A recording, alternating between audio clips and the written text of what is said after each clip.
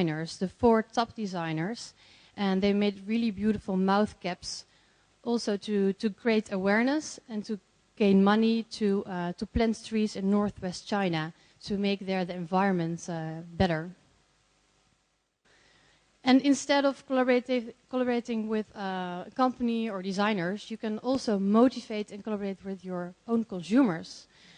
This is some Europe examples from Original Unverpackt, which is in Germany. And they say, like, you know, packaging is actually not good for the environment. So just bring your own jar, just bring your own bag, and you can have some rice, spaghetti, what else you want. Of course, this is not really good for the business I am in, but it's good for the environment. Or the brand Fresh, which say, bring your old perfume bottle and we can refill it for you. So there are a lot of initiatives by brands to stimulate also and motivate consumers to be more aware of the environment. A company which also jumped into this is McDonald's. This was in Sweden, because in Sweden there are a lot of, not only in Sweden, but in Sweden there are some festivals with a lot of youngsters which bring their own cans, throw it away. So they say, hey, just collect 10 cans, 40 cans, and you can have a hamburger or even a Big Mac if you have 40 cans. Also to stimulate the youngsters to recycle. In this trend of collaboration, it's also a lot about sharing. Sharing that is really like, the future. This is BitLock, which was a Kickstarter project. And what they say is like they want to have more convenience for consumers. So instead of having your key, you have a code and Bluetooth, and you can just open with your code on your mobile your bicycle. And even better, you can share this code with family and friends who can use your bicycle. I think you have to stay good friends and have good family bonds, otherwise your bicycle gets stolen, but that's another thing. So just to summarize, is really about collaborating together to create a positive change. So it's really important for brands to make a good connection with your consumers, to establish this. The third one is make, which is about the tools of innovations now belong to everyone. Because nowadays, there's a lot of expertise you can use. You can go on the internet and find everything you can do. You can make it yourself. It's about stop dreaming, start doing, because the tools are available. So this is really about the rise of the makers. The cult of the craftsmanship continues to grow. So it's really important that you can make something, that you can have a craftsmanship you can do. So what we saw in the media is that, for example, 4D printing is now important. Everybody know about 3D printing, but nowadays there's also 4D printing, a next level. And like 3D printing was accessible for everybody, I think 4D printing will also. If you're interested in it, you can look at TEDx for more information.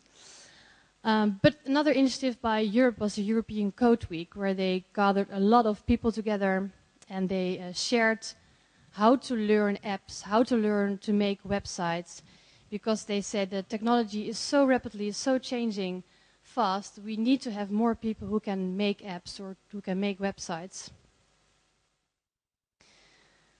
An example here is from Jägermeister. It's called Concept 56, which gathered a lot of young creatives, young project managers together, put them in a room and said, we want a new event, and the new generation is going to make that event and has a say in that. And we can just mentoring you and give you some advice, but we want to do this together, and it's called All Under One Roof. Or like what Grols did, when their 400 years anniversary, they asked 400 artists to make the new limited edition pack, also to create something, to make something, to be in a creative crowd. What Glenlivet did, whiskey brand, famous whiskey brand, is they developed a platform where they ask consumers, what should we do next? What is the next flavor? What do you want? So with a lot of discussions and ideas, they finally came with Guardian, And I think, yeah, this is just the first start for them. This is an example which I find really, really interesting. It's swallowable perfume. Not sure if you heard about it, but I think everybody is in a situation where you're afraid that you're sweating and that you're not smelling really nice. But this is a very nice solution. You swallow perfume and your sweat will, yeah, like flowery or very nice. And I think it started as a research, but now it's really on the market. It's developed on genetic makeup from consumers, and you can buy it. So just to summarize, the power to create is not democratic. It's really about stop dreaming, start doing. The tools are available there, the expertise is there, so you can do it yourself. It's really important for brands that they collaborate with designers or with consumers to develop here. Explore is the next one. It's about discovering new means of self-expression. And this is kind of a big trend. I think this one was there also last year. But it's even growing bigger. And it's really about the choices you make in life, the activities you do in life that shows who you are, and in this sense you can express. The brands you are buying is a kind of self-expression. And self-expression is like very easy nowadays. Facebook, Instagram, all the other tools, you can really express yourself. So there's also actually a kind of backlash that people are saying, I'm so intense busy with expressing myself. I just need to go out in the nature and be one day offline and throw my mobile away. So there's a little bit an unbalance there. And the media touchpoints, the selfie stick, of course, is very famous here in Asia. But it's also becoming a tool which is used worldwide.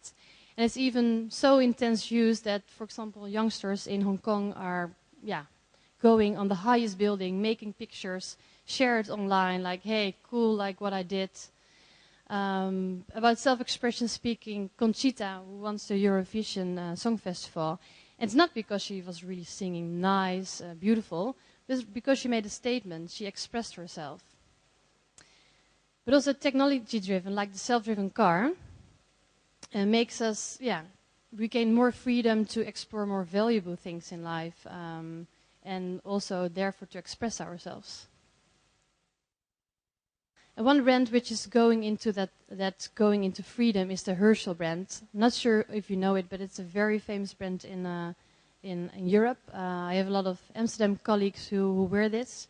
It's make a kind of statement about I'm very adventurous, exploration, living on the wild side. Therefore, the bags are very simplistic, but natural material. And this trend is also about pop-up stores. Pop-up stores just to explore a brand in another way for a short while, especially for fans. This is Cornuit. It's from Grolsch. It's introduced in Holland, more for the hipster environment. And they made a pop-up store where you can come and you can put your music on a really vinyl plate, just to show also other people like, hey, cool, I made this, and just to express yourself. Or what Sony did is they made a pop-up store in Dubai for 3 days, where they invited some fans to really dive and have a look at the Sony equipment underwater, because they launched the whole line with water-resistant products. So it's also go there and explore the brand in another way. And Bud Light is doing this also more obvious. They introduced a limited edition during the Super Bowl, where they put really like text like catch the cameraman and do this and do that, and also in the campaign is really like looking for your boundaries, do something what you normally don't do, just to push the youngsters to go a step further. What is remarkable example here is what Coca-Cola did. Is they made a redesign where they really put Coca-Cola as the main brand, and after like Zero and the original as a secondary statement. But what most remarkable is their positioning. They changed from open happiness to choose happiness, because they say we are Coca-Cola, so you already choose happiness when you buy Coca-Cola, but you make a choice what kind of happiness. So that's why they built Coca-Cola as a larger positioning. And I think this trend is also very much on here in Asia, because you see that that traditional values are more important, for example, than in Europe. Family bonds are more important. So what brands are trying now to do, especially under youngsters, to push themselves here as well, and to go beyond these traditional values. And I think Tiger, with their Uncaged campaign, is a good example of this. They say really go for your individual passion, and don't let you how do you say it, hold back by individual by family and traditional values. I think everybody knows this campaign, but not sure. Well,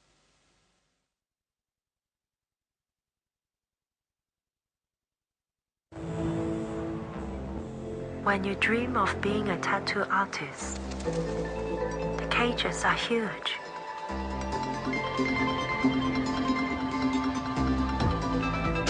Mine was growing up in a place where the expectation was to start a family and settle down. But my passion took me down a different path.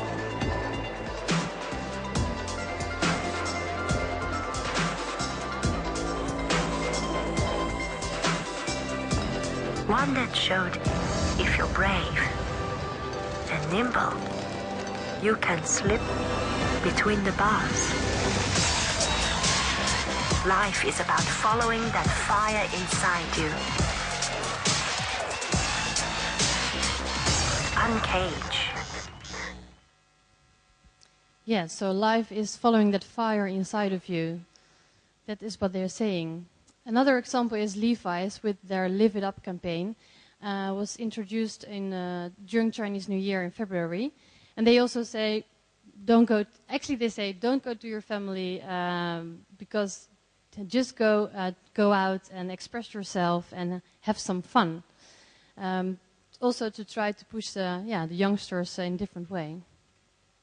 When you translate it to packaging, the self-expression part and the exploration, this is a good example of a good agro estate. What they did is they didn't write on the wine what kind of wine it is, but due to face expressions, they explain what it is. So, for example, on the right side, you have more younger faces, so this is more accessible wine.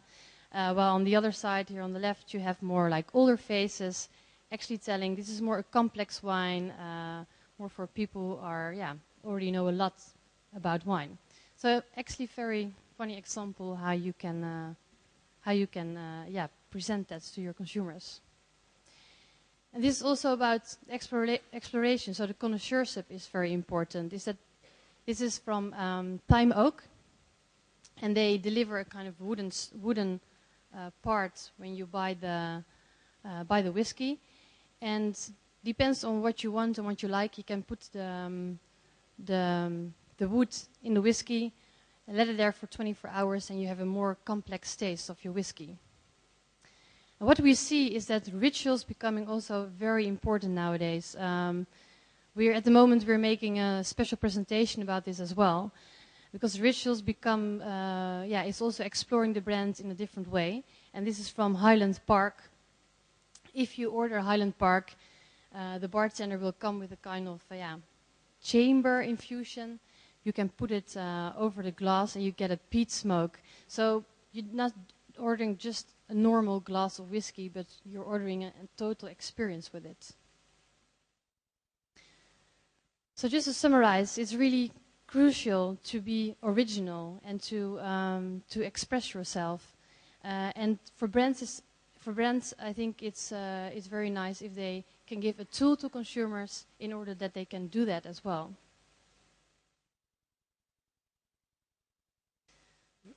The last one is monitor. And when I started, I said we are in this age of disruption. So we are in a chaotic world, things happening, negative things, positive things. But in general, we are looking for control about this. So it's really about regaining control of our lives. And that you can do that by doing it yourself, or you can have brands doing that for you. So when you look at the media touch points, it's like already the Ebola panic, what I told you about, is that the panic came and then we need to control this virus because otherwise it's spreading around the world. But also in 2014 there were a lot of plane crashes.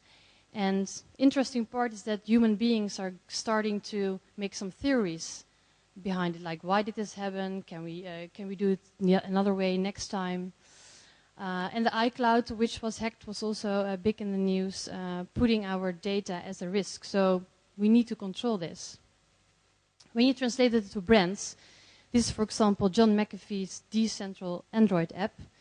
You can just download the app on your mobile device, and then it will tell you which of the apps are using your data, are using your pictures.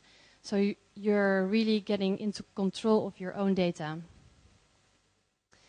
And this is a nice collaboration about Uber and Spotify. It's like if you're in a taxi and you don't like the music of the taxi driver, you can just plug in your mobile and you listen to your own music. So really like gaining control of your own time, of your own experience. And this is not really, really new. It's self-monitoring for a healthy lifestyle. But what is interesting is that nowadays it's more like becoming an accessory. So a lot of companies, for example, Fitbit, created this kind of watch almost, where you can self-monitor the steps you took and how healthy you are. So it's really becoming an accessory. You can just, I think, in Hong Kong, where I'm based, a lot of people are wearing this.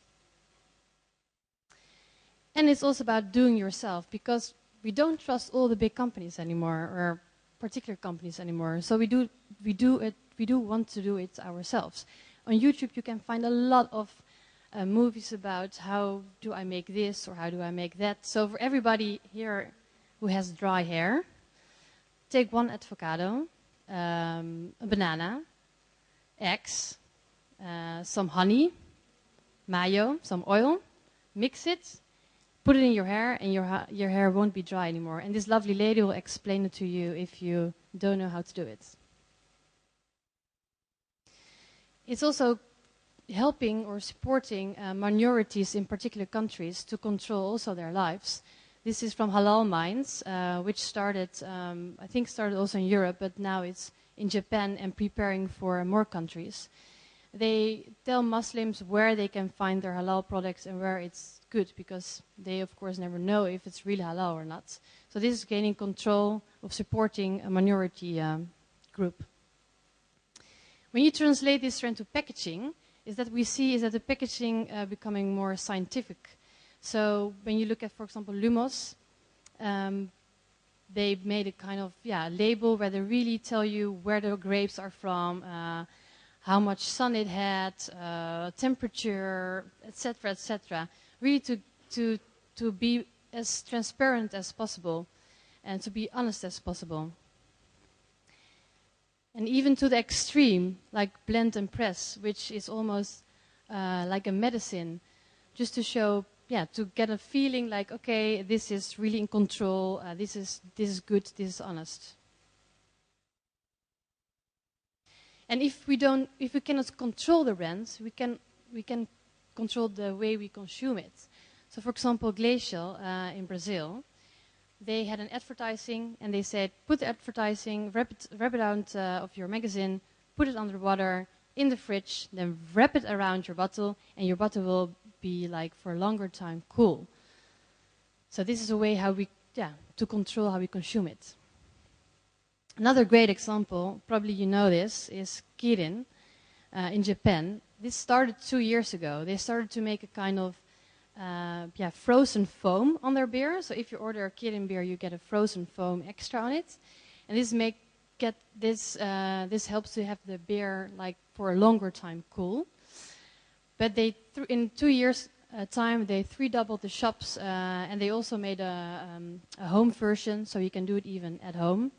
So this is also a way to control how you consume a beer. So just to summarize, is that we're living in a chaotic world nowadays, and we need to get control of our lives. So for brands, it's really important that they also give the tools, support consumers, and also be as transparent as possible to be clear. So just to summarize, we have initiates, which is local initiatives having global success. So show your identity and show where you're coming from. And collaborate, which is together we can change the world. All of kind of community and collaborations for sustainable environment. And make is the tools of innovations belong to everyone. Stop dreaming, start doing. And explore is discovering new means of self-expression. And the last one, monitor, control your life. So this was it. Are there any questions?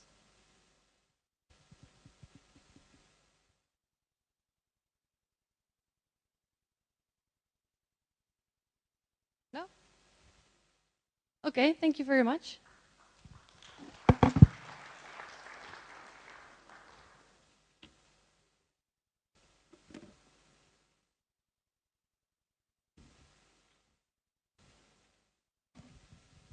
Okay. Thank you very much, Sadi, for sharing with us the trends. A lot of things, some things we have seen before, but it's always good to have a fresh perspective on how they connect to each other, how they are related. And I was very happy to see the Tiger campaign there. I was involved on this with the team in Singapore as well, so very happy. Thank you. Our next speaker is Mr. Paul Williams. He's the creative director of Springer's Brand Design Consultants.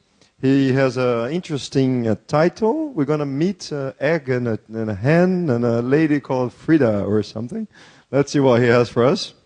He has over 15 years experience working with global brands like AkzoNobel, Vela, GSK, Unilever, Remington, Nestlé, all the big guys. His passionates the brands should create discussions, connect emotionally, and create a difference. So welcome him. The floor is yours. Thank you.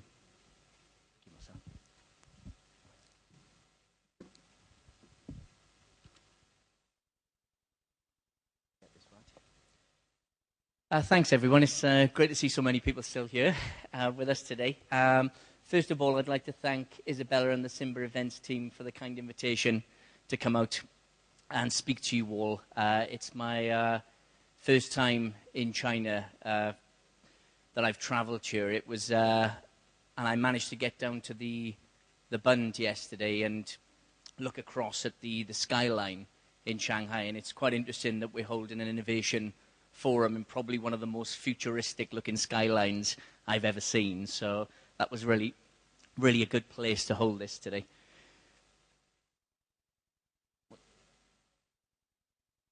Oh, there we go.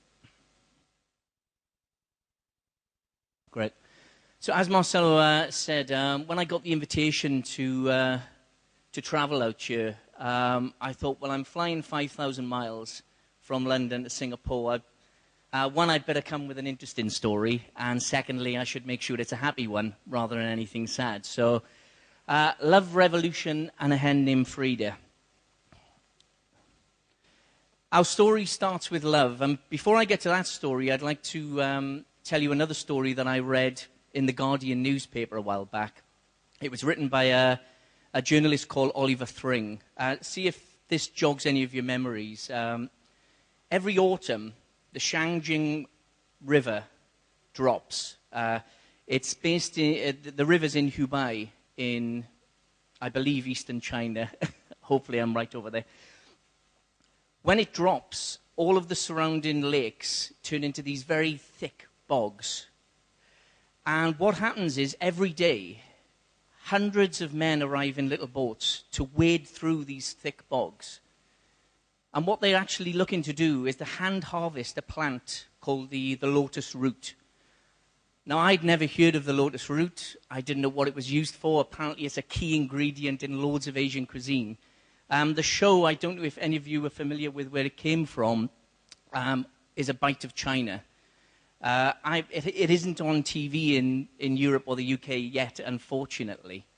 But what it is probably one of the most beautiful and fascinating food programs I've ever seen. And for any of you who haven't seen it, please watch it, because what it does, and we have a lot of food programs in the UK, what A Bite of China takes is it takes all of the emotive stories up from behind the people who create the ingredients, from the people who gather the harvest the ingredients, and tells you every little bit of detail and all of that emotion and love. And for me, it made me, want to come to China. That's why I'm here today. And also to just try more Chinese cuisine as well, and Asian cuisine, because it just gives you a start of kind of, there's such a level of interest behind each of the stories. It almost takes something as humble as a lotus root and turns it into something that you can love as an ingredient. So, a question. Why are brands loved or rejected in a blink of an eye? It's a good question. And when people are in front of the shelves and they're looking at your brands, there's a great quote by a famous artist called Paul Klee. He was a artist in the Bauhaus period in the mid-19th century. And he said, "One eye sees, the other feels." And I'll explain that a little bit for you. When we're looking at something, there is hundreds of cognitive connections being made in the brain, subconsciously, for what we're looking at. So we are seeing a color red. Our brain is saying, what is that linked with? For some people, it's linked with passion. For some people, it's linked with danger. For some people, it's linked with warmth. All of those little details are being made without you even thinking about them by past experiences, past connections you have with your brain. Just to let you know, kind of, when we're talking about a blink of an eye,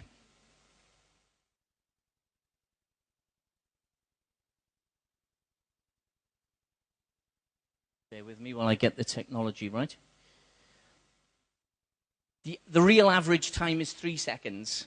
And that's what data says. That's how long a consumer is spending in FMCG at shelf looking at your product. It's a very short period of time. The brand part of that 3 seconds is less than a second.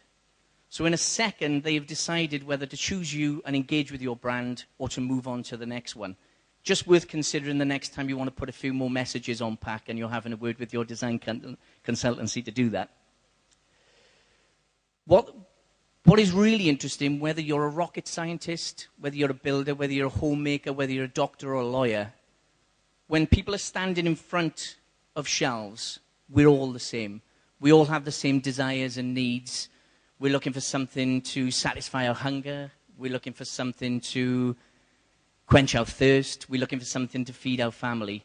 And all of those desires and kind of needs can be answered, but they have to be answered with an emotional metaphor. Emotion sells in the world of brands. We say a brand isn't a brand at all unless it's got an emotive metaphor behind it. You're just selling a product. Now then, it'd be interesting to see if you were paying attention earlier. I've got a kind of similar chart to one Marcelo shared with us. This is an illustration. I'm going to give you back to that 3 seconds to find the green square. You got it? And hopefully, did you see the blue circles? Hands up, who was watching earlier on? A few people did. A few people didn't. It's a very good example of, if your product is sitting next to that green square, it can look different. I mean, there's only 2 blue circles, by the way, on either side of the blue square, as Marcelo said earlier on. You can look different and you can be different, but if it's not what consumers are looking for, they'll walk straight past. And the challenge for every blue circle is to become the green square. And I'm going to show you through a case study today how we can get to that. So there are Dr. Helen Fisher of Rutgers University highlighted 3 stages of love. There's lust, attraction, and attachment. I'll take you through the three. Lust is a momentary, meaningless connection. We call it a one-night stand. It's when brands are on promotion. If you're giving yourself away, people will take it, but they won't respect you in the morning.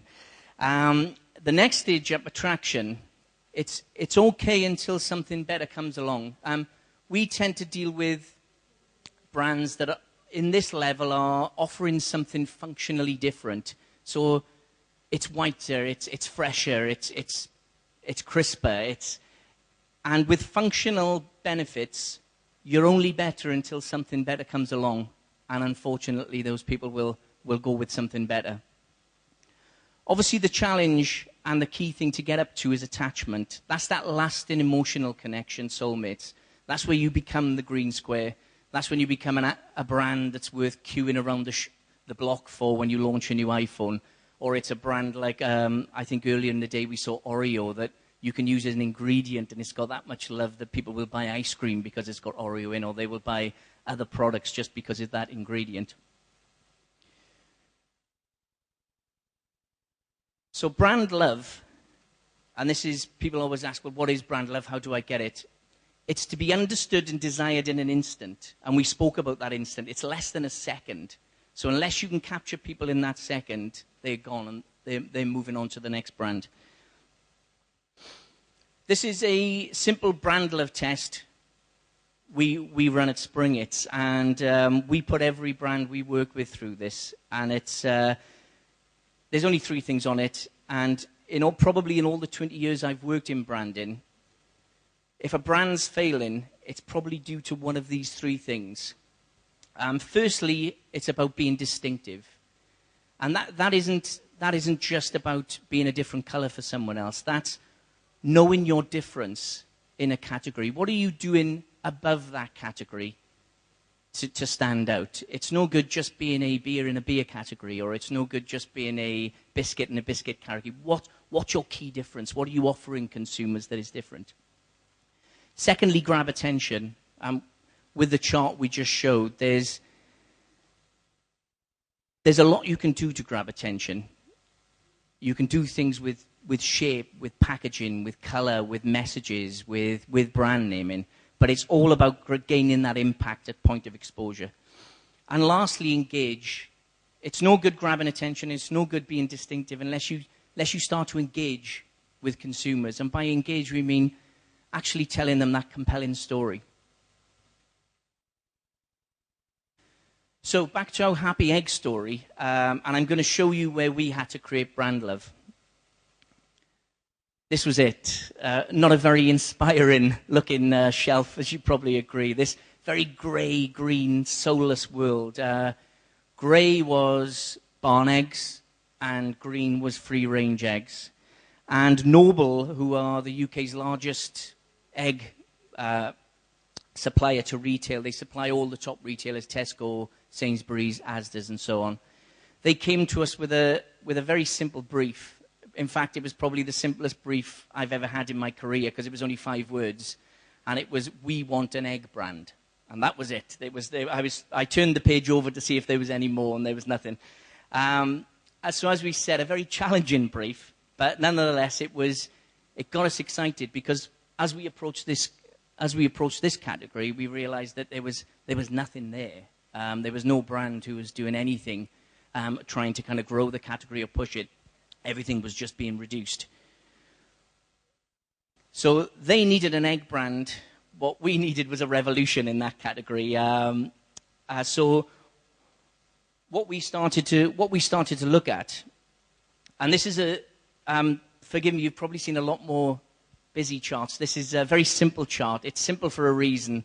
Number one, I dislike busy charts intensely, because they tend to just kind of add confusion to what you're trying to say. And secondly, it does everything we need it to do. And that is great creative. If we start from the top, great creative work can only be great if it comes from very focused strategic thinking. And focused strategic thinking only comes from when you've got very clear category insight. Now, it may seem a very simple ladder on that one, but it's amazing how many brand owners come to us with, we just need design, or we just want some strategy. And without all three, you can never get to that great creative, innovative idea. You will only get to pretty pictures on a piece of packaging. So it is important that everything needs a foundation of some very insightful category insight. So back to our happy egg story. This is where we started with category insights. We did a lot more than this. I've got a few to share with you today. Fascinating world, it turned out, the world of hens and eggs. Firstly, we looked at provenance. And like in China, in the UK, we have different areas. And we explored the possibility of, well, if chickens came from different areas, can we do something with local eggs from different areas? So different parts of the UK with different eggs. Breed was the next thing that we explored as well. Very interestingly, different breeds of chickens lay different coloured eggs, lay different sized eggs. So we started to look at all of that. Does that make a difference to purchase? Feed, along the top, there was another very interesting one. And just to be probably a little crude at the moment, but hens are very fascinating creatures. Whatever you put in one end comes out of the other end. So take, for example, if you fed a chicken a protein-rich diet, you would get a protein-rich egg. If you fed a chicken